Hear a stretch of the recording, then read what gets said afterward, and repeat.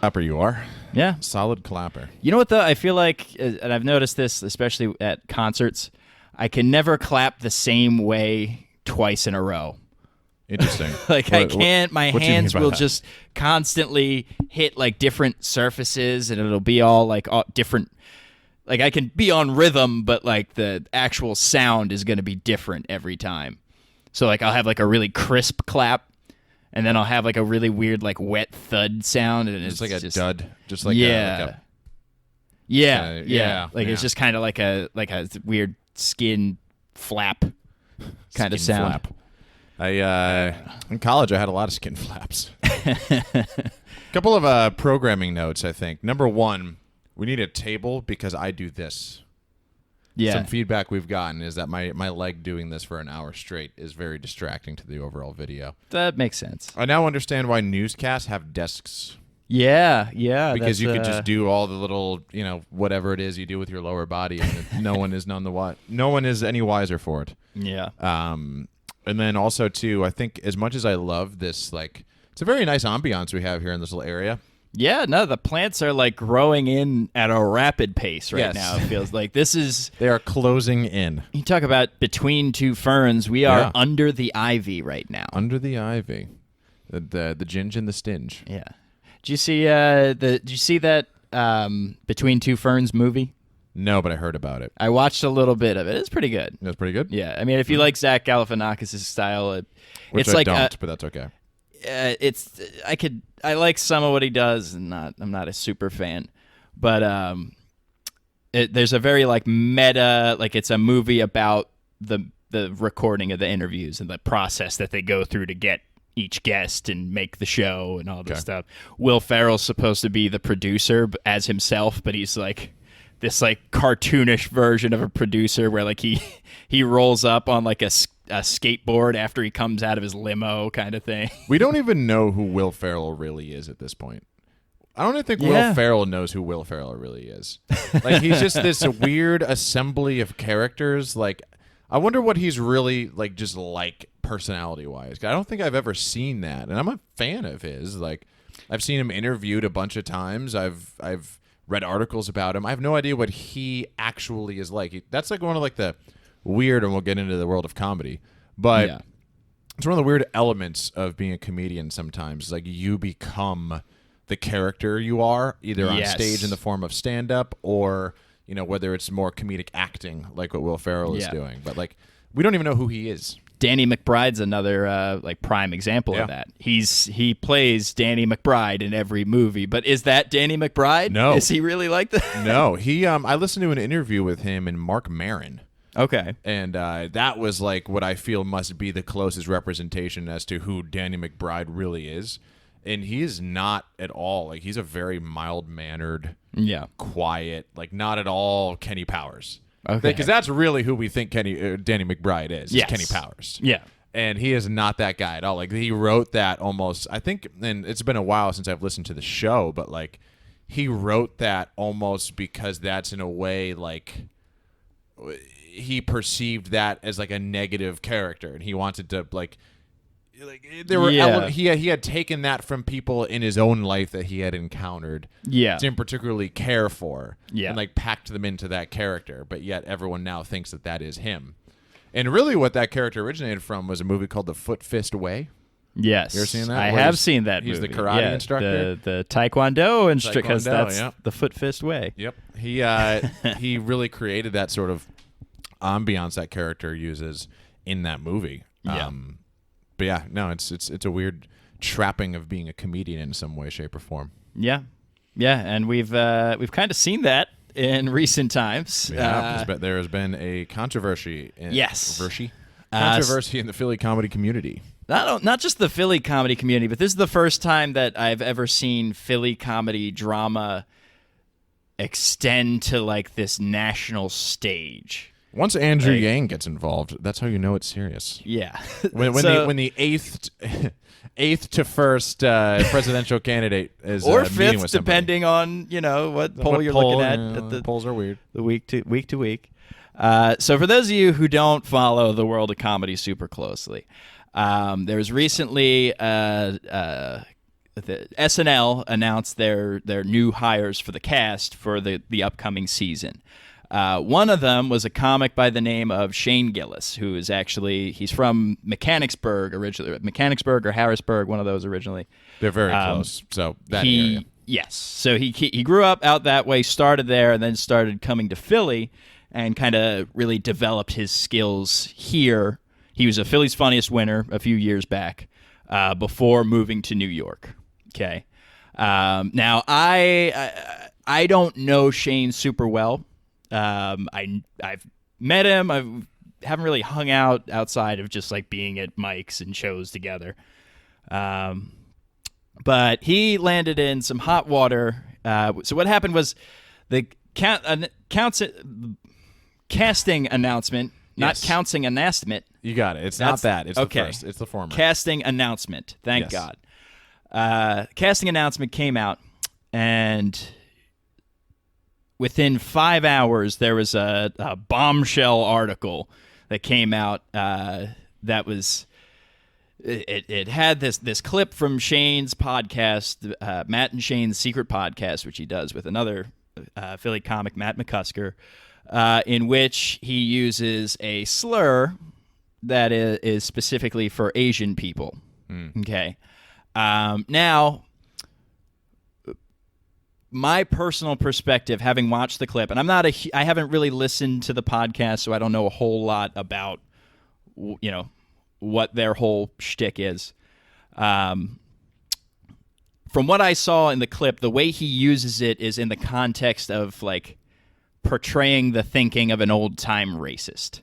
Yes. Okay. They're talking specifically about, like the birthing of Chinatown back in like the 1800s, when they were just kind of like segregating every class and nationality of people into all different little corners of the city.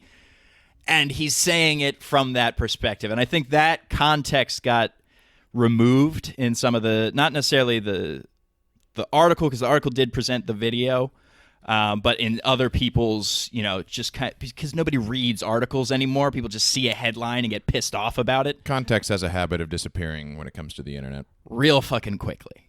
So I think people kind of knew that he had said the slur. They also added in, they made it sound like he was just saying like, oh, let the fucking live there. Yeah. This is not what he said. He said it in like this kind of cartoony voice. Yeah. So old-timey racist man character. Yes. So I think in that context, it made sense. Now, some of the things that were said after that, and some of the things that were said in other episodes, because once one controversial thing was found, people started digging. Like, people were finding anything over. Now, to keep in mind, also, they weren't digging far. This was last year. So it's not like this was something he said in 2010.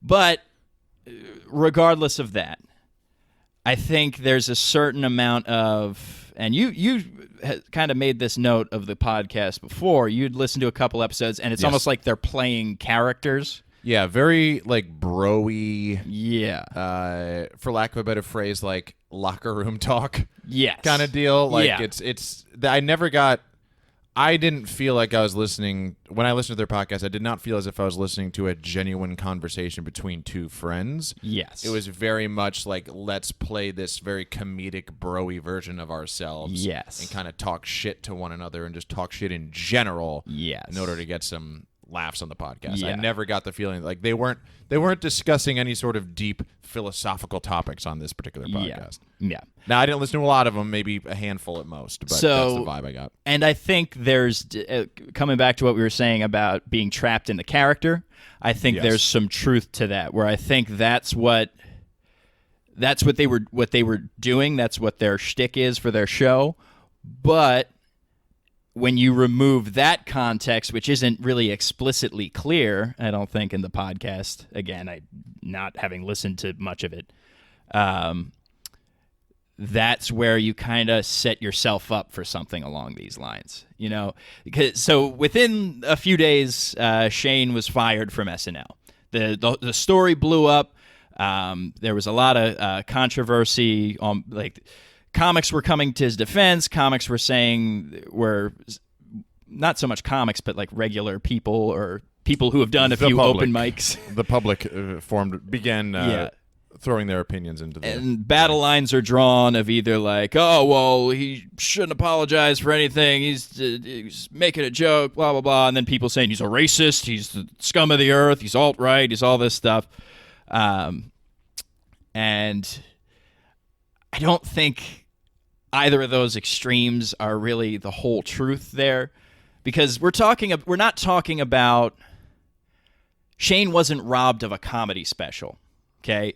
He's gotten enough support from, like, this story got so big, like Norm Macdonald was commenting on it, Patton Oswalt was on the other side of the fence. That guy on the other, no one can see that poster over there, but Jim Norton. Jim Norton There's chimed a Jim Norton in. Poster over there for those who like, obviously can't see. Shane has support.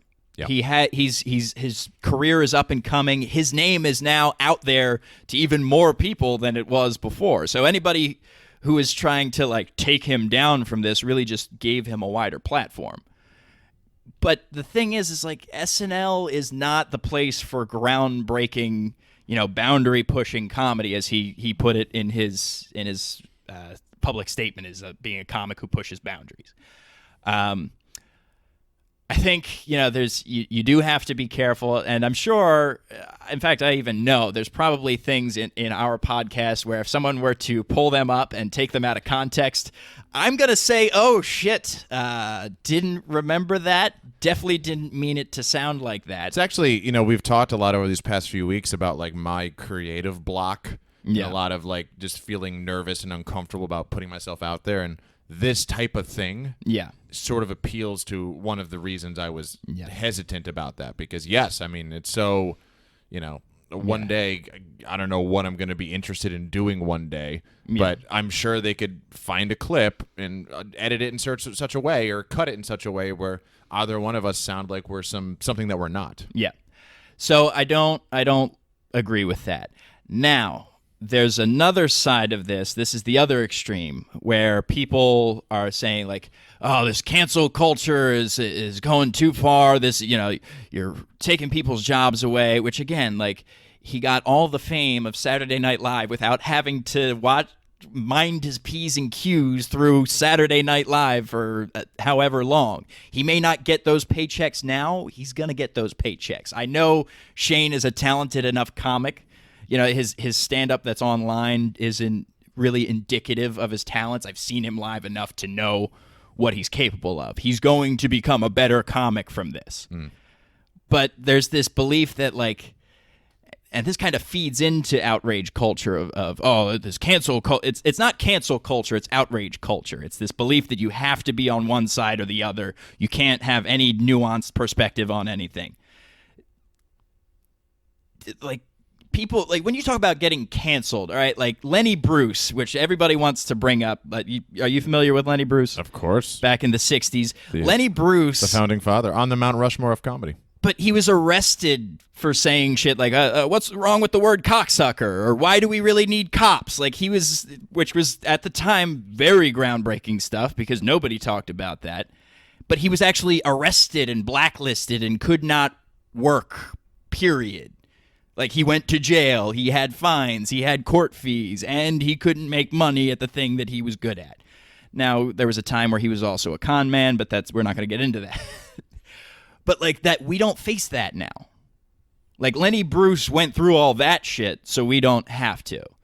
He lost an opportunity, which is an opportunity that thousands of people have lost over the years. Yeah. Which again is like, it's not really groundbreaking comedy. It's not the best. I don't think it's the best place for Shane's skills. It's a star-making show. Yes. Like, it's not. That's what's the shame. What the shame is for him is not necessarily that, like, you can make an argument that in terms of getting to his, like, true essence of what he wants to do with the craft. Yeah. It's probably the best thing that ever happened to him. Yes. Like, the version of a comic he wants to be.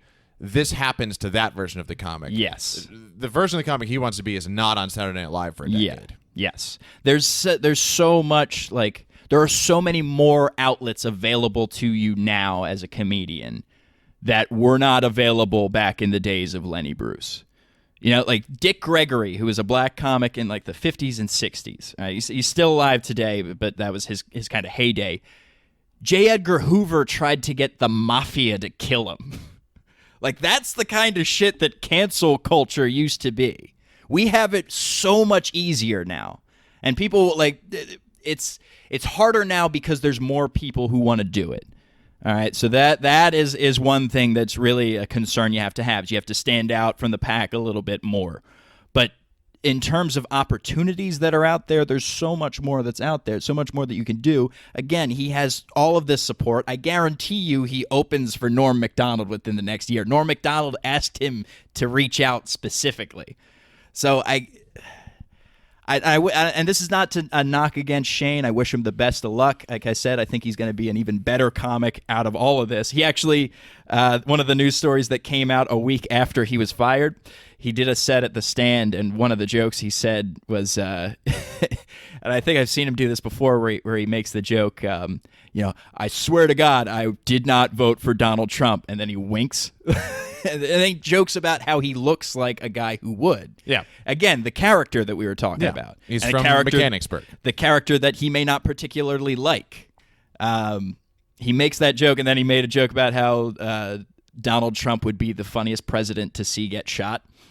Like, he would, like, make a funny noise and all. Like, just the cartoonish image of this reality TV star getting shot. It's a great joke. Yes. But that kind of, like, pulls him out of this, like, 180 of the whole situation, where maybe there's more to this guy than you thought, and you all look like assholes.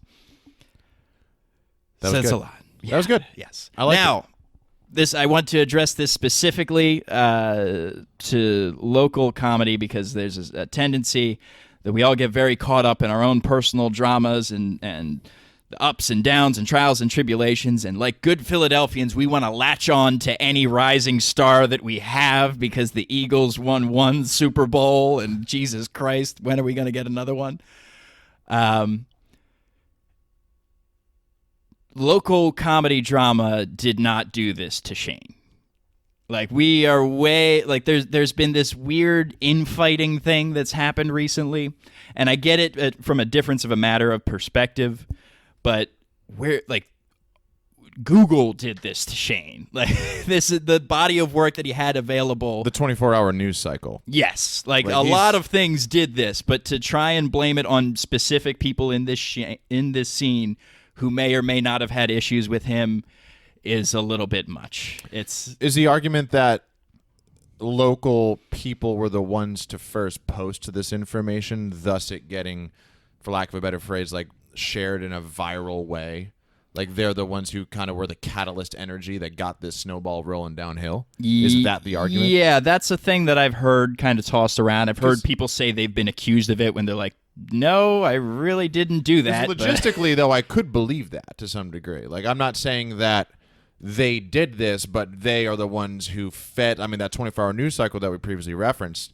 They're going to eat that information up from somewhere. Yeah. And if the argument can be made, hey, this the murmurs were first heard in the local community, and they're the ones who drove this and I don't mean agenda like, well, maybe some people had an agenda, but they're the ones who drove this story to the nationally prominent story that it became. And and the thing is, some people did afterwards voice their own personal gripes with Shane. Yes. I personally didn't see any of those actual stories come out until after the big story had hit. Okay. So I don't think people were trying to rain on his parade. To create a timeline. Yeah, there's too much now. It's all gone, and this story's about to end. It's 15 minutes anyway. Yes. Let's get another few days. But it's also it could very easily be traced to Chloe Fineman, Bowen Yang, and Shane Gillis are announced as cast members. All right, Chloe Fineman is an improviser in New York. Nobody really goes to improv, so nobody has anything they can see about her. But hey, let's see how she does.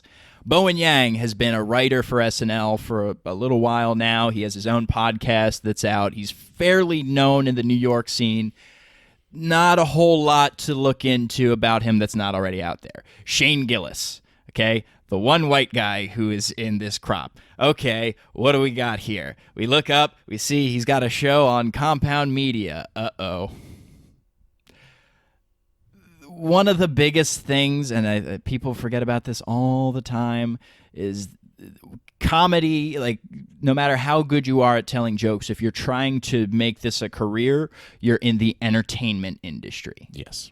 And the entertainment industry is based around people liking you. And you got to shake the right hands on the way up. Exactly. And if you shake the wrong hands, that'll get you some places, but it might not get you other places. And it's just kind of the nature of the beast. Like, Ricky Gervais had a great statement about this whole thing of, like, people try to make the argument that you can't joke about anything anymore. And that's not true. You can. And if it's funny, some people will like it, but some people won't, and it's up to you to decide whether or not you give a fuck. And that's really what, like, if you really want to push boundaries, if you really want to break ground, you have to be willing to take those L's. You have to be willing to, hey, I lost this opportunity. I'm going to keep plugging away at it. And again, I think Shane is that kind of guy. He's going to get through this, and he's got big things coming to him. I don't think at any point, as someone who's vaguely familiar with his work, he was behaving himself as someone whose intent was to get on Saturday Night Live. Yeah. Like, I don't think this is something he ever really dreamed of doing. Yeah. I don't think this, I mean, maybe every comedian, I'm sure, at one point in time kind of envisions himself on a stage like that. But I mean, I wouldn't mind hosting it, but, like, I don't want to be on it. Like, I don't want the burden of having to do it week after week. That's the biggest observation I have, because I do not have the intricate inner workings, sort of details and experience that you do as it relates to the comedy community, and specifically the Philly comedy community. I don't know this person. I've just listened to his podcast a few times, watched him on YouTube a few times, heard stories, about how funny he is, frankly. I've always heard, that he's just a really talented comic. So I don't have any intimate details that I could potentially share, but all I could say is just from, my perspective, my initial response was, if anyone's to be sort of admonished here, I would say it's NBC. Like, what are they? What is their vetting process like? Yeah, well, that's the other thing, is that, and people have posed this one too, is that it was kind of a work, like just that to put them over. Yeah, well, maybe that. Like, I could because Lorne Michaels is notorious for loving the shit talkers.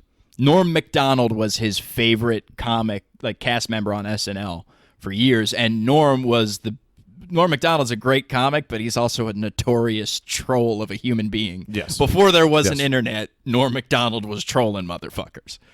Like, that's just who he was. So I guarantee you, like, if Lorne I don't know how involved he is in the process at this point. I listened to a podcast about Saturday Night Live by that guy, James Andrew Miller. He's the guy who wrote the book.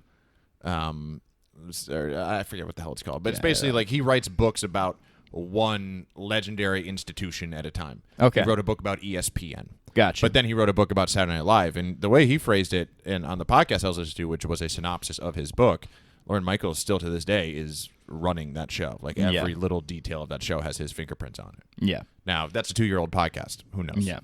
And there was, like, one of the stories that came out was that, like, Lorne had picked Shane to try and appeal to conservative audiences a little bit more because he does have that Mechanicsburg quality about him.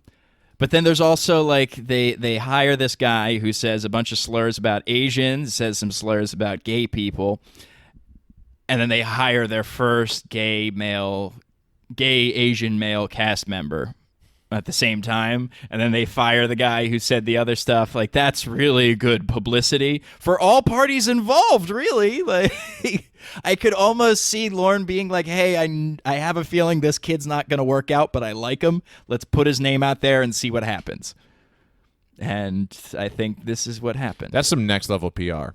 Like, that's actually the backroom dealings that occurred, and that's rather impressive. Yeah, that's 4D chess right there. Yes. That is some, and you know what? In the entertainment industry in this era, I don't doubt that everybody's taking that like, that's a pro wrestling model. Like, you're pitting the two extreme sides against each other. It's fucking polarizing. The second thing is sort of, I don't know, this. Like, again, my initial sort of confusion around the entire thing was, from NBC's perspective. Like, how do you not just listen to the guy's podcast? Yeah. I mean, how do you not just plug him into Google and see that one of his first search results is a podcast that he hosts on another comic, which I presume is fairly popular on Apple Podcasts, the number one podcasting platform in the world. Yeah. And hear the types of things that he's saying. And the other unfortunate thing I thought about it is kind of shitty that this is a guy who was getting opportunities previous, maybe not to the extent that he was getting, that SNL is. Yeah. But he's getting opportunities. And, there's a lot of outrage now because the opportunity is so much greater. Yeah. And, these things the things that he said were offensive before he ever got SNL. Yeah. And they also existed somewhere on the internet before he ever got SNL. Yeah. But I never heard about it. And I presume it's because, there is that element of yes, he's going to get a national platform and people can say, oh, that's the reason why you heard about it now. But a little bit of it's a little jealousy too. It's got to be. Yeah, I mean, there's a little bit. There is some of that, but I think a lot of comedy journalism stems from jealousy. Yeah. The comedy journalism is people who couldn't quite make it as comics themselves, but love comedy and know a lot about it and can write good. They're the strength coaches of comedy. Yeah, yeah.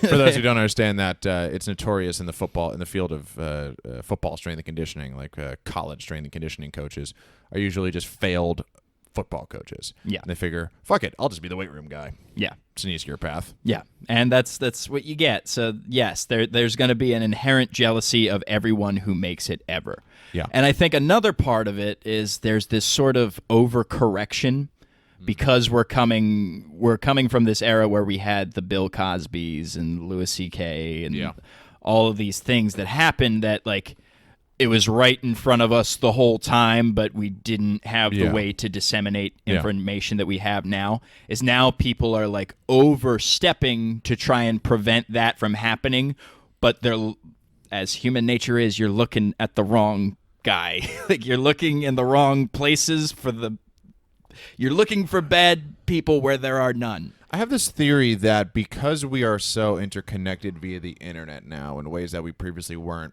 10, 20, 30 years ago. Yeah. That's sort of spurning a little bit of this radical behavior in these not so common or perhaps alternative fields. Yeah. Because imagine the obstacles in your way if you decided to become a comedian in the 80s, right? Yeah. You didn't have to necessarily stand out quite as much because there were just fewer of you. Yeah. Whereas now, I mean, how would you even go about getting information as to where an open mic would be in 1980? Yeah. You have to look at the phone book. I guess you go to a show and you try to talk to a comedian afterwards. Yeah. Where do you go? I don't know. How do I go up?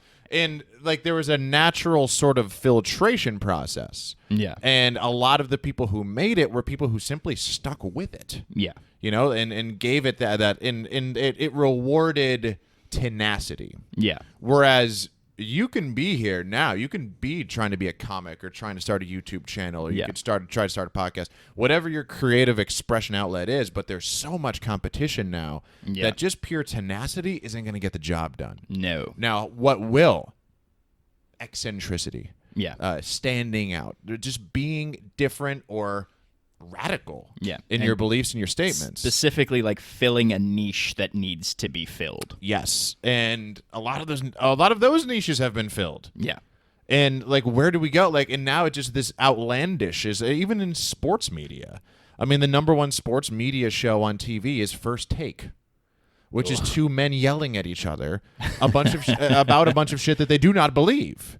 They're just arguing for the sake of arguing. Because at this point, we're just catering to the lowest common fucking denominator of being a human being, which is violence is fun. Yeah. We can't watch two grown men fight about. So I guarantee you that's going to come one day.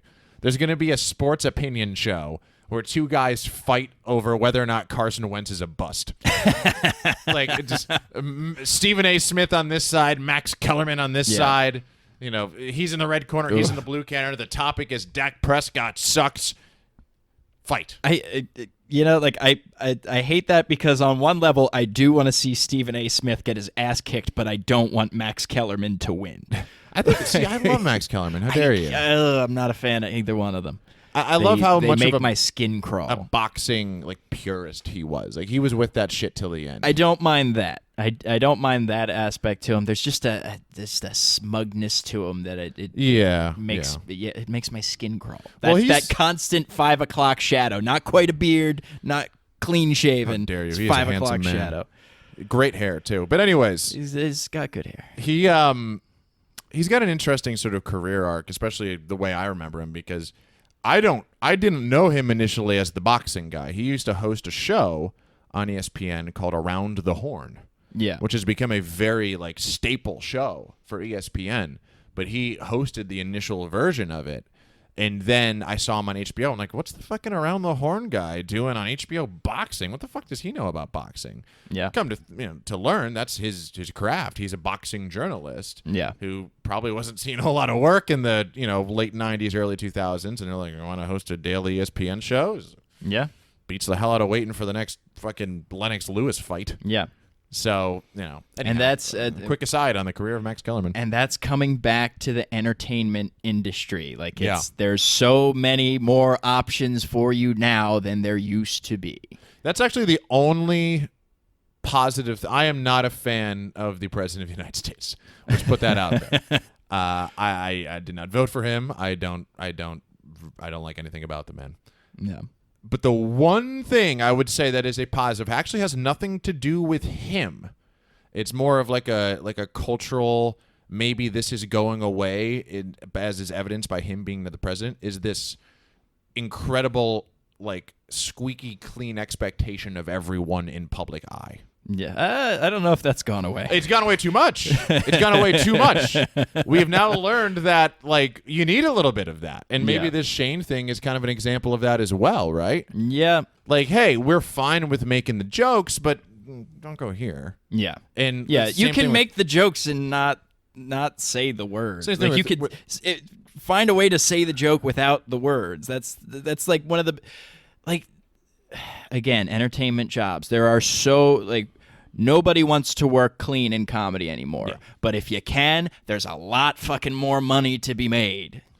And the same thing with Trump. Like, we learned that we don't necessarily want our president to be some fucking Mitt Romney square suit, my family, and we go to church every Sunday, and, we love every sports team. We don't even pick. We have no balls to even pick us a favorite sports team. And we wear magical underwear to bed every night. Kids' babies and all this kind of stuff. We don't like that, but we don't want someone who fucking, like, PolitiFact has lost count of the amount of lies he said in a public setting. Yeah. Okay, well, we don't want that either. Yeah. The two extremes, right? Yeah. Same deal. How many people are running for president nowadays? Yeah. How do you stand out? For one party, too. How do you stand out? You do the fucking shit Beto's doing, which is like saying that they're gonna. And don't want to get into. Yeah. I have no defined opinions on a lot of those things, as frankly I don't follow politics that much anymore because I used to work in it and I understand how fucked up it is. Beto's kind of a dud at this point. Just saying he's coming back to what you were saying. He's kind of the Democrat version of that Mitt Romney archetype. He's playing this role of, like, but now he's coming out with this. He's trying to win the who can be more liberal contest. Yeah, and that's not necessarily winning any favors either. No, and again, what the days of centrism. Yeah, where has it gone? I think one thing that because I've watched a little bit of the debates, this season around, and I think the Trump presidency kind of did something for this as well, is we're starting to move away from a two-party system.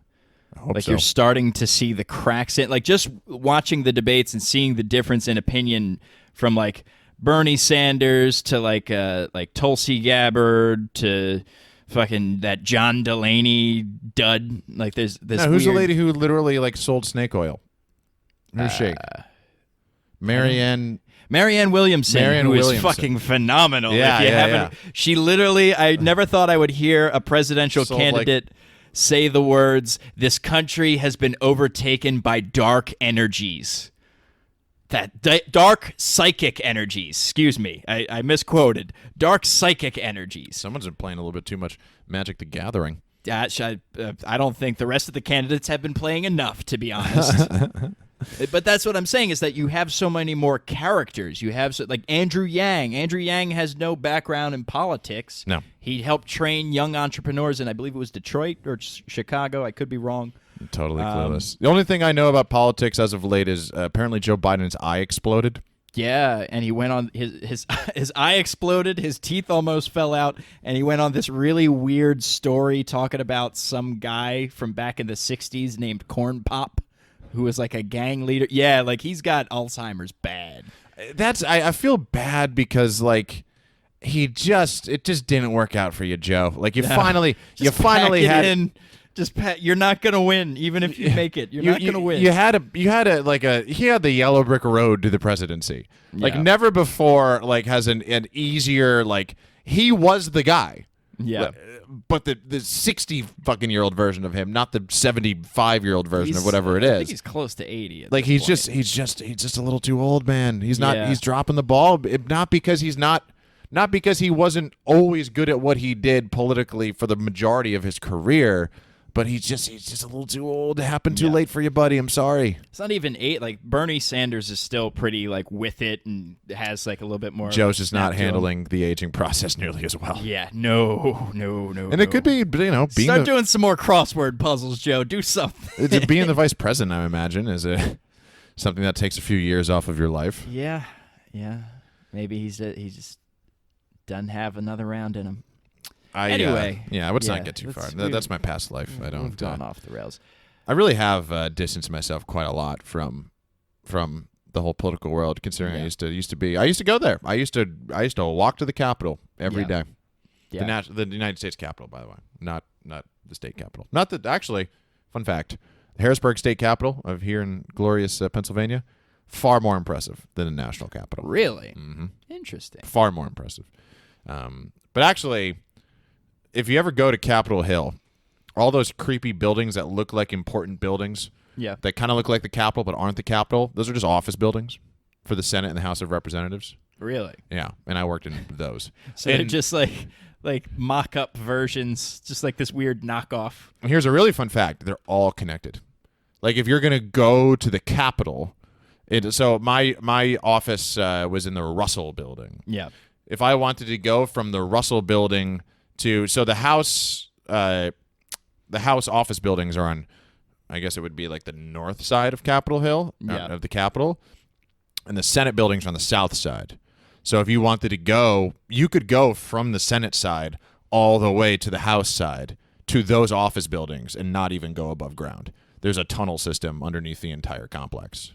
Wow. So in case like some White House down shit happens, like you could just like bunker down underneath the. Well, it's funny because like it sounds like a conspiracy. Like that's a perfect example of like very common and like not a big deal information that is spun correctly on the internet could sound like conspiracy theory. Yeah. Like, did you know there's an interconnectivity tunnel system underneath the Capitol that connects all of the buildings so lobbyists can go easily from opposite.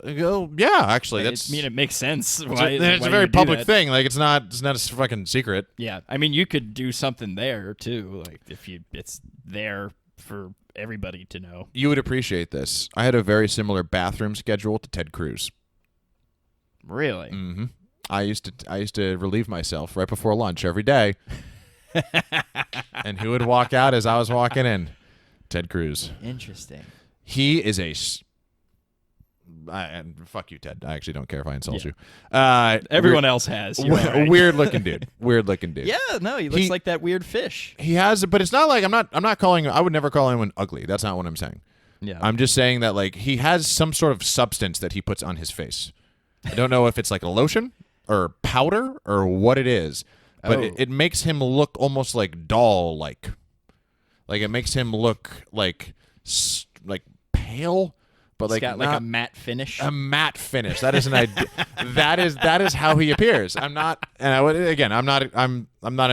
never insult someone's looks by calling them ugly or something like that. Yeah. But a matte finish is an odd look for a human being. It's very strange. Boehner, very similar. But Boehner definitely wore makeup, and maybe I saw him after a TV appearance. I don't even remember who that is. John Boehner? Nope. He was the Speaker of the House on the Republican side who cried all the time. Oh, okay. I do remember because his name looks like Boner. Yes, that's okay. That's the guy. I I saw him a lot. Did I ever tell you that did I ever tell the story of how I worked on both sides of Capitol Hill, and that's like a complete faux pas, and I got away with it? No. So Whoa, we got some deep dark secrets here. Deep dark secrets. I made the decision. I want to go to D.C. I majored in political science. I thought that maybe I wanted to get a master's degree in some sort of governmental field, like maybe a master's of public policy or master of public health, and I wanted to do like policy work. I don't know why the fuck I thought that's what I wanted. Like, that's not, you know me pretty well. Yeah. You see me doing that? No. But that was my plan. I also I see you losing a lot of sleep and hating every minute of it. Yeah. Yeah, as I'm wanting to do. So, and my other idea was like maybe something in the national security realm, right? Okay. So, but long story short, I made the decision. I want to go to, I don't know why I'm making this as a connection, but you ever see the This Is Not Happening with Ari Shaffir? That's like the storyteller show, and now somebody else hosts it. I've seen the show. I don't, which one? There was this guy of like, I think his name was like John Hoke or something. Is he a comedian? Not sure. He's talking like when you want to do something, like you just like, he made the decision that he wanted to party after he graduated from college. So he's like, I'm going to go to the place that has the most people and the most amount of beer on the planet Earth. Where's that? Oktoberfest in Germany. There I'm going. I made the decision professionally. I want to go and like, if I'm interested in this policy thing, I'm going to go like to the fucking mothership. So I'm going to intern on Capitol Hill. Ice cream truck. Is Mike picking that up? Yeah, I'm not sure, but it's a very demented. Are we gonna pause for edit here? It's passing us by. Absolutely not. Mr. Softy always creeped me out as a kid. Yeah, fucking demented. Whoever drives this head. fucking truck, dude, the Bella Vista Mr. Softy guy. If you see this, fucking fight me.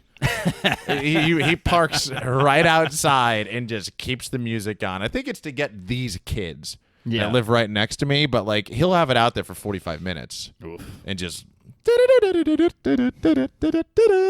So anyhow, where are the fucking kids? So I go to Capitol Hill, and I'm from fucking Scranton. It's not like I grew up in Bethesda and have a bunch of family friends who work on the Capitol. I literally replied to a fucking newspaper article in the Scranton Times for a local Republican congressman whose name was Lou Barletta. I do not like this guy's politics at all. Frankly, I didn't even know much about him. And I am a registered Democrat. Didn't believe in it at all, but at the end of the day, I was like, I have one shot at this. Okay. Like, I can't do this next year. And I had an application in process with the guy who I eventually ended up working for longer term, who is Bob Casey. Yeah. Democratic senator from PA. So I replied to the Lou Barletta thing just because at this point it didn't look like I was going to get the job at the other office, and it came down to, am I going to go to D.C. or not? And the option was to work fucking construction with my dad. So I was like, I got to get the fuck out of here. I don't care where it is. Yeah. So I apply. I respond to this newspaper listing, and I get it. And they don't ask anything about like, are you a registered Republican? Blah blah blah. What do you know about his politics? I'm just very vague, just like, oh yeah, big fan. Yeah, but all his politics. Oof, love him. Great guy. I remember he used to be the mayor of Hazleton before he was the congressman. So, anyways, I worked there for like 2 weeks, and all of a sudden, I hear back from the other place, and they want to set up an interview. And in the meantime, I was networking my balls off when I was there. I was reaching out to everybody. Like, I had reached out to my congressman's staff, which is fucked up, by the way, because my congressman's staff were a bunch of people from California. Huh. None of them actually lived in the district that this guy was representing. They're just mercenaries on Capitol Hill. Yeah. Which just sounds like you were about to become. Which I was about to come. So, and this guy, if you're a chief of staff, then you usually don't take a step down. So you're a chief of staff. Yeah. And whenever there's a new round of elections, all the old chiefs of staff who lost their job, like, hey, don't agree with a fucking word you say, but I'm a chief of staff. I don't need to agree with you. All I just need to do is execute the game plan, that kind of stuff. So, I had an informational lunch set up with this guy. He was working on the Democratic side of the House. So I talked to him, and he's like, where are you right now if you haven't gotten – because I was asking about this particular position that I had the phone interview for the next day on the Democratic side of the Senate. And he's just like, wait a minute. You're currently working on the Republican side of the House? And I was like, yeah. He's like, you have to promise not to tell that to anyone but me. He's like, if anyone hears that you've done that, he goes, that is career suicide on Capitol Hill. Like, you don't switch sides, dude. Like, don't do that. He's like, I won't tell anybody, but, like, for sure don't tell anybody. Like, he was taking it very seriously. I'm like, I'm a fucking press intern. Like, is this really that big a fucking deal? Yeah. But if you're trying to make it in the big leagues, sonny boy, you got to mind your P's and Q's. But there was one time where I remember I somehow saw the person that I had interviewed with on the Democratic side this was like in the week of time in between the phone interview and when I actually got hired and could start. And they were going into the office that I was working in, and they were going to see me because I was the guy at the fucking front desk.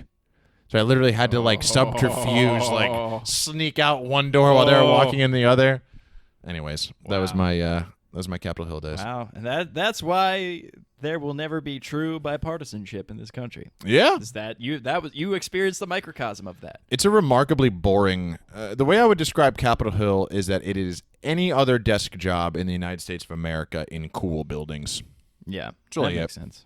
And the amenities are great. Like they have everything's right there. Like their cafeteria is fucking amazing, and they it's pretty cool to like walk down and you can see somebody on CNN live. Yeah. Like it's cool, and you see a lot of famous people. Famous for politics is show business for ugly people. But you walk down the street and be like, oh, I just took a dump in the same place that Ted Cruz and John McCain did. Yeah. Interesting. That kind of stuff happens all the time when you're there. So it has its ups and it has its downs, but overall it's 2 down. Yeah. Anyhow. MMA. So, yeah. Fighting stuff. Let's talk about the punchy, kicky, chokey. The biggest thing to cover here would be UFC Mexico City, which was Jeremy Stephens versus Yair Rodriguez as the main event. And what we saw is 12 seconds into the bout, Jeremy Stephens gets his eye raked by the nails, I presume, of Yair Rodriguez and cannot continue to fight. And the shame is, and unfortunately, I feel like I end up stealing, and I always give him credit, but I just want to say once again, you included, if you're an MMA fan, listen to Luke Thomas. Yeah, you mentioned him before. He is really, really amazing at what he does. Like his opinions are so spot on, and maybe he's just a good salesperson, and he's like convincing me to believe things that I wouldn't have otherwise believed. But I don't think so. He has a very rational, approach to these things, and his observation on this was there literally is no level of there at no point in your MMA career, independent of what you've done, will you be beyond the question of, is this guy a pussy, basically? Yeah. Because Jeremy Stephens is a savage. Like, Jeremy Stephens is a guy who, like, threatens to murder 10-year-olds on Twitter for talking shit to him. Like, he is That's what it takes. He is a warrior gene guy. Like, this is what he does. He can't do anything else. Yeah. Jeremy Stephens was never going to plumb. Like, he was always going to fight grown men in a cage. Yeah. And the fact that he is being called into question now in terms of his toughness. Yeah. Like the guy he is a serious fucking eye poke. Like his eye was like fissuring. Like he couldn't control you said it. He got clipped by the nail. They said raked. That was the terminology that was used. His eye was raked, which I imagine. Yeah. And as a guy who's gotten a paper cut in his eyeball before, like I've seen it explained with like Krav Maga combatives guys about you just kind of like it's kind of a poke, but it's like a scratch. But like a paw. Whatever happens kind of thing. So, well, but like like if his nails were like just a little bit long in one spot and he caught an eyeball, like I'm not fighting anybody after that. Especially in a big fight like that, that's going to change the trajectory of your career. Yeah. And also, too, like, he's the kind of guy that if he's 90% incapacitated, he's fighting. Yeah. Like, in order for him to not fight, he must have literally been completely unable to participate. Yeah. Like, it's kind of fucked up to expect a guy to fight when 12 seconds into the fight, he all of a sudden loses depth perception. I mean, this is a guy who, when he lost to Jose Aldo, admitted to, like, thoughts of suicide. Oh, yeah. Because he lost the fight. That guy's not just going to say, I don't want to do it. Yeah, just like, oh, I get a quick out because I got eye raked. Yeah. Done. This is not the guy. No. And it's just and the second point that Luke Thomas made, which, by the way, this is totally free advertising, not that, it'd be worth anything yet. But Morning Combat is a podcast that they have. Is him and this guy, Brian Campbell, who's very funny. They used to be on Schaub's YouTube channel, but now they have their own because they were doing really well. Nice. I think it's produced by like Showtime, who seems to really be cornering the fight sports. There you go. But anyways, the second is that this card was in Mexico City, and that it sort of demonstrates the immaturity of the Mexican fan base as it relates to MMA. Yeah. Just because that's not the guy to do that to. But it also kind of demonstrates like why the Mexican fight fan base is so great. Yeah. Because like they'll start a Malice at the Palace 2.0. Yeah. Just because they think a guy's wussing out from fighting oh, you their think your champion. eyes fucked up, pussy? Well, we're gonna fuck you up. How's it gonna take this fucking shattered beer can or beer bottle? Jesus Christ. Can't shatter a beer can, I guess. That's. I haven't seen the horrible. clips, but apparently, like literally, the announcers were like sheltering in place. Like, they were shaking, thrown in the ring, and that's wild. And you could never predict what's gonna set something like that off, too. Like that, these things just—it's weird how they pop up like that. I think that's a big reason why you may never see Conor versus Khabib too, Yeah. because like the ethnic tensions. Yeah, like that was. There's like, gotta be some neutral fucking ground if they're gonna do that rematch. Yeah, you gotta have that fight in like, I don't even know, maybe New York or something. I don't know. It's just like nowhere near any Have large. it in like Austin. Yeah, great. Like just somewhere where no Portland, Dagestanis are coming and no Irish people, like just Portland, fans. Oregon. Yep, there you go. Yeah, you cannot put that fight on. That's definitely not Dublin. No, not I Russia. Wouldn't want to. Yeah, neither one of those places. As long as it's not Abu Dhabi. I am sick to death of this whole scheduling fights in fucking Saudi Arabia, out Abu Dhabi, all these different places, because like it really. Number one, like it's a total cash grab of the government's just throwing money at these organizations. Like their human rights records are dreadful. Yet here we are putting these events on, and they're like showing Dana White this great time in the leading up to the fight. Yeah, I was like, yeah, but like Dana, don't you know that we know who's financing this particular week of fun events, right? Yeah, but I don't know, man. I think that the UFC is fortunate in that their upcoming schedule, they've been putting on good shows, and they are continuing to put on good shows, and it does show that they're gonna succeed in the post-Conor world. Oh yeah, they've been doing an excellent job of it thus far. Apparently, this may be a rumor, but I think it's been confirmed. The Rock is going to present the baddest motherfucker title. I still want the BMF title to be... who had a great idea was Chael, and make the BMF title the new super fight title. Yes. I was actually thinking about that same idea. That would be tremendous. If you're going to make it a real belt, like have that where you have your Anderson Silva versus what's his... GSP. But I was that would be more appropriate, but I was talking specifically about like Forrest Griffin. Like, have like the fights that are like they're not in the same weight class. They're just, they could be, but they don't have to be. Just they're willing to go at it. No weight class necessary. Not even a catch weight necessary. Yeah. Fuck it. If you weigh 170 and John Jones weighs 205, let's see what happens. Yeah. We'll pay the shit out of both of you. Yeah. See, that's an interesting thing. You wonder is like what would happen. Like it is I think most of the time. The 205er is going to, smoke the 170 guy, but I don't know. We've never really seen it. I don't think that would be licensed though. Yeah. That's the problem. I don't think the state athletic commissions would actually grant them a license. Yeah, it'd be tricky. They might have to make it some kind of catch weight rules. Like it can probably float around. Because that's something I was thinking alongside of that is that if you really have it that open, like some heavyweight's going to come in and take it, and it's just going to be another heavyweight title. Just becomes the Francis Ngannou title. Yeah. Like it's just who's knocking everybody out right now. Who gets to fight Francis Ngannou title? Yeah. Hey, fuck. Maybe The Rock will fight for the BMF title. That's what I want to see. I want to see The Rock put the belt on and then spin the guy around and rock bottom him. Yeah. And then get the mic and say, "I'm next, motherfucker." That's my belt. If you're smart. Yes. He just goes all in. Oh, it'll give CM Punk something to do. He's apparently like he's working for like CFFC now. He's their commentator, and I gotta be honest, pretty good. Yeah, pretty good. It was a mistake to throw him right in the UFC. At any point, he should never have fought. Never in the UFC. should have been. Like, if anything, he was so far from being ready to do that. But you know what? I watched.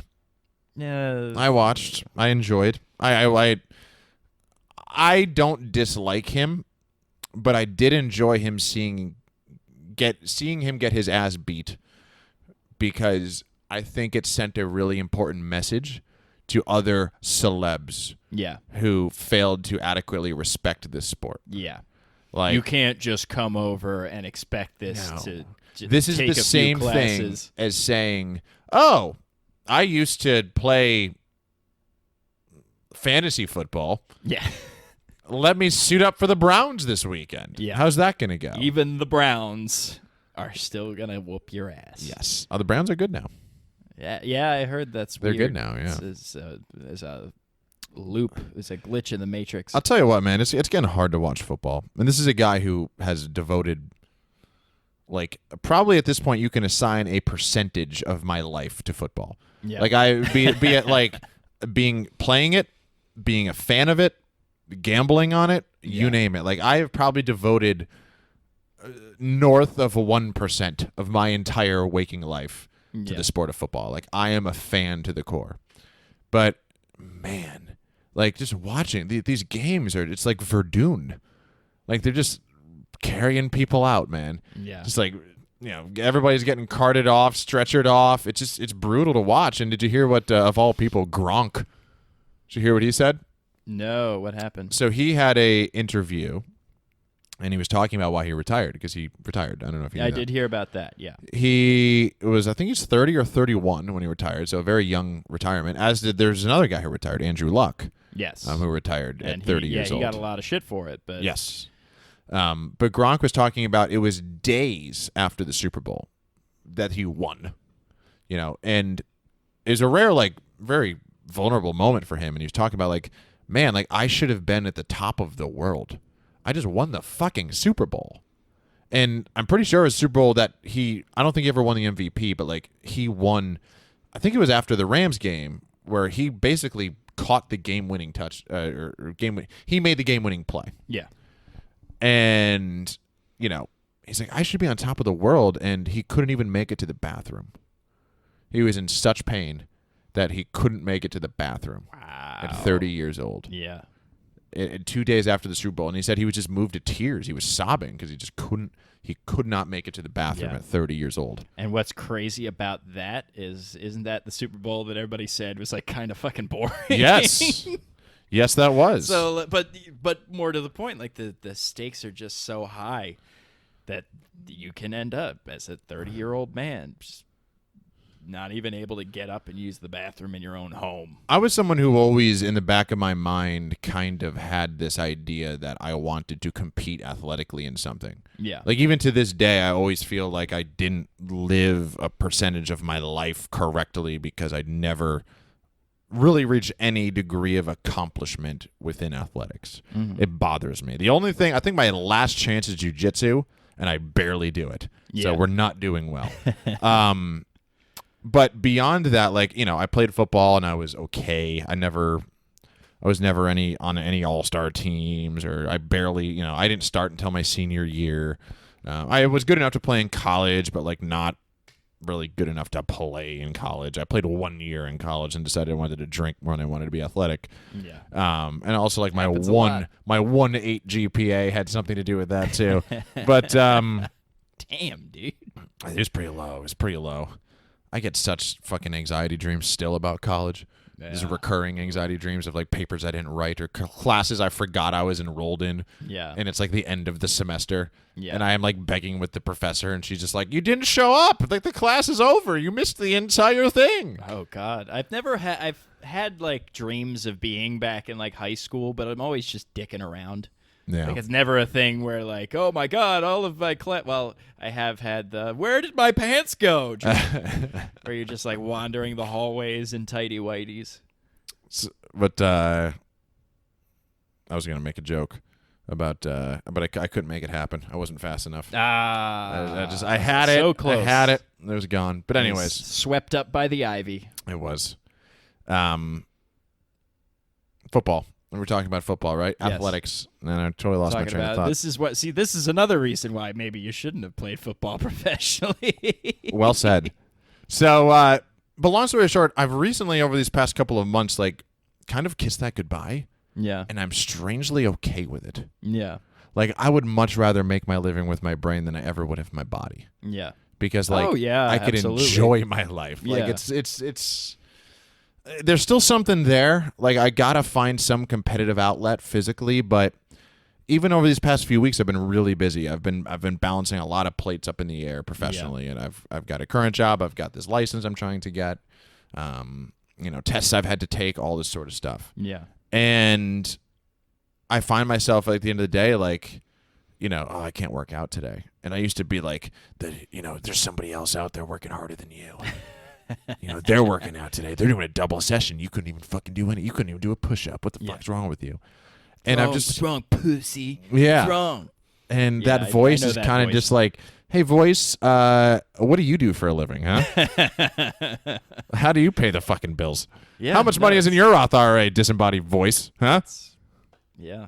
It's something that I actually had a similar thing, like at the height of all the drama, the comedy drama of the past week. Yes. I've had like this program I've been doing. It's like a 12 to 15 week thing. And I'm like about midway through, but all the last week my workouts were just terrible. Yeah. And like part of it could like maybe is like a little bit more volume than I'm used to, so I need to adjust that a little bit. But another part of it was just like I feel more cerebral. Like I have this kind of I think it's because coming from like more comedy and performing as the outlet that I was accustomed to, there's like I get that sense of like I need that release. I don't like physical release is good, but it's not going to do the thing that my body needs right now. Yeah. I need to be on stage with a microphone. Yeah. So I went out and I did a couple sets and I got my workouts in, but they weren't great, but I feel better now having kind of gone through that little refractory period. I wanted to finish up with this. I had my first therapy appointment. Ah, okay. We did talk a little bit about that. Not that I didn't agree with your what you had just said, but I know that we. Maybe you should just talk to a professional rather than go on stage and rant about your views of the world. But we're coming close to turn into a pumpkin time, and I wanted to make sure we finished with this because I wanted your opinion on it. It was very good. It's funny because I initially panicked because I was talking to my therapist, and you kind of tell them your life story in a nutshell so they know where you're coming from. Yeah. And I went, we were talking about college. She's like, oh, where'd you go to college? And I said, oh, Dickinson College in Carlisle, PA. She goes, oh, I went to Dickinson College. And I immediately went, oh, God, this might not work then. This might not work. If you knew me in college, either it's going to work because you know exactly what I'm trying to fix, or you have no fucking hopes for me at all, and we just have to find other people. But thankfully, she's about your age? No, she's older, thank God. Okay. She's like, I think she's in her mid-30s, so she was long gone before I ever got there. Yeah. It definitely was very interesting talking to a complete third party. Yeah. Like just a total doesn't fucking know you. The only things they know about you is what you tell them. Yeah. And that makes the element of sort of truthfulness is something you have to confront for the first time in your life. That was the biggest thing I had known, is that I had never really told my life story before. Yeah. And outside of various episodes of this podcast sprinkled throughout. Precisely. But yeah, it forces you to take like an objective stance. Yes. Yeah. And when telling that life story, you realize that your actual life story, as those around you know it, is so convoluted because maybe you didn't want to tell this person about one element of your past because you were afraid of what they'd think. And you used to drink with this guy and you told him you rode fucking motorcycles even though you don't, so you can't talk to them about that. Yeah. Right? Like it's always like these little weird sort of false. Is falsity a word? It should be. Yeah, I mean the falsehood. Yes, falsehoods. These weird little falsehoods and lies, for lack of a better phrase. These weird little lies that you've told yourself and that you've confronted. Like, I don't know. I think that was what I took away from it, is that it forces you to make a decision about truthfulness. Yeah. And I don't know how often you do that in your actual day-to-day life. Like, as I was telling her my life story, narratives that weren't true, yet I've been reciting, were coming up. Like, oh, here's the part where I got to tell you about the drinking and why you did it. This is what I always tell people it was about. Oh, shit, though. I should probably tell you the truth, right? Yeah, like, it's actually about this. Yeah. And I'm lucky that I don't have any deep, dark secrets. Like, most of the stuff that, we talked about is stuff I've already been pretty candid about here. Yeah. And, I joke, like, we've literally had a podcast about how I don't have any trauma. Yeah. And adult trauma, not childhood trauma. Yeah, now you're I'm adding to the list. I'm getting in the game, baby. Impossible to escape. But yeah, it was good. If anything, I thought it was a little short. Really? Yeah, just because. You know what? I have definitely had that feeling in my past experiences with therapy. Yeah. Where like you get going and you get going, you realize like I just talked the whole time. We didn't like reach any conclusions about anything. That, and I must say that my therapist was good in that. I think in being a trainer is actually really good for participating in therapy. Yeah. Because you know that things take time. Yeah. And you're familiar with that idea of people being like, I want to get everything done in the first few sessions, and having to defeat that with other people as it relates to training. Yeah. So here I am as a person who want to get everything done in one session. But my therapist did a good job of like, let's just make today's focus, what do you want out of this? Yeah. And like, it's like me doing an orientation, right? Yeah. Like I've done thousands of them. It kind of comes back to, what are we here for? What are we doing? What's the objective? And I went off on my little tangent, and she'd be like, that's great. We have time to discuss that, but let's get to what brings you here. Like, well, why are you here? Yeah. And once we talked about that, she ended the session. Yeah. And it was about 45 minutes, maybe 50 minutes. So if I heard that's about standard. Yeah, that's usually what you. And the first session's a little odd, just like an orientation, right? You got to have that awkward conversation. She's like, "This is how much it costs, and this is how you schedule, and if you have to cancel, do this, blah blah blah." Yeah. But at the end of the day, it was that's what she got, what she needed from it. Yeah. And I liked knowing that, like, okay, she feels like she got what she needed. Yeah. Like, that's fine. Like, we're moving towards an objective. Yeah. So it was good. I really liked it. It was definitely something that I'm gonna try to be strict with in my adherence for as long as I can. Because going back to what we said last time, like, I feel lucky in that I could do this as a proactive measure, not a reactive measure. Yeah. Yeah, that's a really important distinction to make. Yes. A lot of people fall in like the therapy trap. Yes. Which is like they just keep like they don't take anything that they are learning or like breaking through in their therapy, and they just keep going back to therapy. Yeah. And that's not it's not healthy to just go out and keep fucking your life up and then just go having back to more your things. therapist. Like, fix me. Yeah, it's like you're trying to find more things. Put me back together. Sticking with the theme of therapy, and to finish the podcast, we always do Cory's self-consciousness of the day and Rick's final words. Okay. My self-consciousness of the day is that I wonder if we'll get more downloads for this because of how topical it is. Yeah. Also, too, we did a good kudos to us. Yeah. We're going to be pretty organized, pretty regular, and the YouTube videos look good, right? Yeah. Keep tracking. Keep tracking. Checking out those YouTube videos. We're gonna be great on YouTube. As YouTube stars. Keep checking it out. We don't have a catchphrase for the YouTube stuff yet. Peeps us on YouTube, peeps. Oof. Great facial expression. Well, we have that time. One. We have time. Yeah. Check out the Ginge and the Stinge. You know, it's funny. I was listening to the aforementioned Luke Thomas podcast, and he was referencing a band called The Cuck and the Beta. And I thought that would also be a good name for the podcast. Oh, boy. Oh, man. Not to call you a beta, but I'm definitely the cuck. Hey. But self-conscious of the day is I wonder if we'll get more downloads because of how topical it is, and yet I've never been more exhausted when we've recorded a podcast because I've been up since 4 o'clock this morning. Oh, God. There's that weird feeling of like when you're tired, it's like your brain and the back of your eyes have some sort of coating on them. Yeah. They're just heavy. Yeah, there's just this weird, you're not there. Yeah. You're observing everything as it happens in front of you, but it's like this weird movie. It's like a slow frame rate on a video game. Yeah. You're like, anyhow, Yeah. that's my self-consciousness of the day. I think we did good, though. Yeah, I think we did. You were really definitely good. You were the star of the show. I needed you to carry it. Yeah. You did. So good on you. We came out guns blazing. We did. Final words. Final words. Read the fucking article.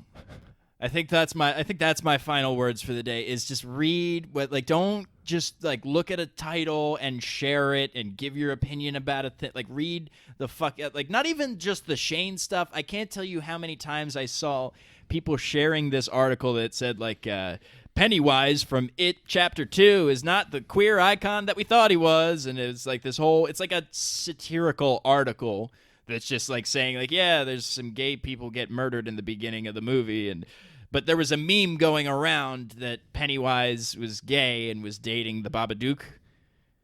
That was a meme. That was a thing, but I can't tell you how many people like shared the article like, oh my God, this is ridiculous. People want to get mad about every one thing, but it was a joke article, and if you fucking read it, you would know this. So read the article. Just read the article. Stop being mad about every little thing that doesn't really have a bearing on your life, and don't just like pick sides in a binary. Fucking work on both sides of Capitol Hill. Yeah. Yeah. Like me. It won't work out. You won't get the job in the end. You're going to be unpaid for like 12 to 18 months, and then it's not going to work out. But do it anyways. Yes.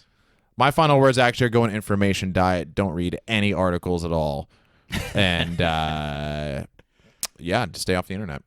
That's go to therapy, too, because you're probably fucked in the head. Yeah. Don't Most watch of us any of our episodes anymore. Actually, no, with the exception of that. Nope. Yeah. We're the only part of the internet that you need. That'd be, that's you get what you need. We need a little fight talk, a little current events, a little life advice. We have all our bases covered primarily. Yeah, we did a damn fine job today. Next week on the Ginge and the Stinge. Godspeed.